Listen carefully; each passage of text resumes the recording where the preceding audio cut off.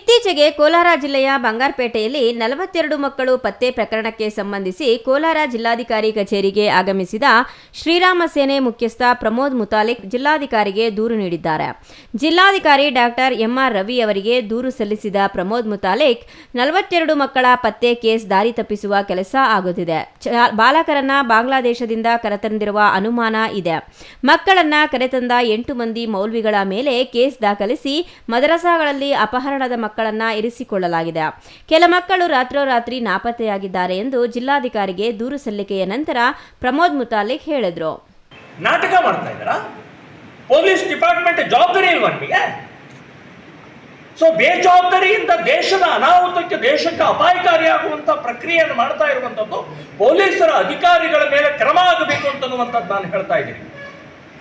So ಈ ರೀತಿಯ ರಾತ್ರೋರಾತ್ರಿ ಕಳಿಸುವಂಥದ್ದು ನೋಡಿದ್ರೆ ಇನ್ನೂ ನಮಗೆ ಸಂಶಯ ಬರ್ತಾ ಇದೆ. ಇವರು ದುಡ್ಡು ತಿಂದಿದಾರೋ, ಇವರು ಜಮೀರಿನ ಒತ್ತಡಕ್ಕೆ ಮಣಿದಿದಾರೋ, ನದೀಮನ ಒತ್ತಡಕ್ಕೆ ಮಣಿದಿದಾರೋ ಗೊತ್ತಿಲ್ಲ.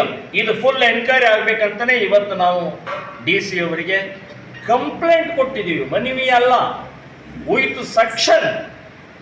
ಬಾಲಕರ ಬಾಲ್ಯ ಮಕ್ಕಳದ್ದು ಏನೇನು ಸೆಕ್ಷನ್ ಇದೆ ಆ ಸೆಕ್ಷನ್ ಹಾಕಿ ಇವತ್ತು ನಾವು ಕಂಪ್ಲೇಂಟ್ ಕೊಟ್ಟಿದ್ದೀವಿ. ಸಂಪೂರ್ಣ ಎನ್ಕ್ವೈರಿ ಆಗಿ ಮಕ್ಕಳ ವಾಪಸ್ ಬರಬೇಕು, ಆ 8 ಜನ ಮೌಲ್ವಿಗಳು ವಾಪಸ್ ಬರಬೇಕು, ಅವ್ರ ಮೇಲೆ ಕೇಸ್ ಹಾಕಬೇಕು. ಡಾಕ್ಯುಮೆಂಟ್ ಆದ ನಂತರ ಅವರನ್ನ ವಾಪಸ್ ಕೊಡಿಸುವಂತ ಪ್ರಕ್ರಿಯೆ ಆಗಬೇಕು ಅಂತನ್ನುವಂಥದ್ದು ನಮ್ಮ ಬೇಡಿಕೆ ಇದೆ. ಇದು ಬಹಳ ಗಂಭೀರವಾದಂಥದ್ದು. ಇದು ಆಗಿ ಮರುದಿನಾನೇ ಬೆಂಗಳೂರಿನಲ್ಲಿ ಒಂದು 22 ಜನ ಮಕ್ಕಳು, ಎಳೆಯ ಮಕ್ಕಳು, ಮುಸ್ಲಿಂ ಮಕ್ಕಳು ಸಿಕ್ಕಿವೆ. ಇದಾಗಿ ನಿನ್ನೆ 2 ದಿನದ ಹಿಂದೆ ತುಮಕೂರಿನಲ್ಲಿ ಒಂದು ಮದರಸಾದಿಂದ ಓಡಿ ಬಂದಿದ್ದಾರೆ ಮಕ್ಕಳು, ಓಡಿ ಬಂದಿದ್ದಾರೆ. ಅಲ್ಲಿ ಹರಾಸ್ಮೆಂಟ್, ಅಲ್ಲಿ ಲೈಂಗಿಕತೆ, ಅಲ್ಲಿಯ ಇದಕ್ಕೆ ಅವರು ಓಡಿ ಬಂದಿದ್ದಾರೆ. ಅಂದ್ರೆ ಈ ರೀತಿಯ ಮದರಸಾಗಳಲ್ಲಿ ಅವ್ಯವಹಾರ, ಅನೈತಿಕತೆ, ಅಪಹರಣದ ಮಕ್ಕಳು. Ishwar, CTV news, Kolar.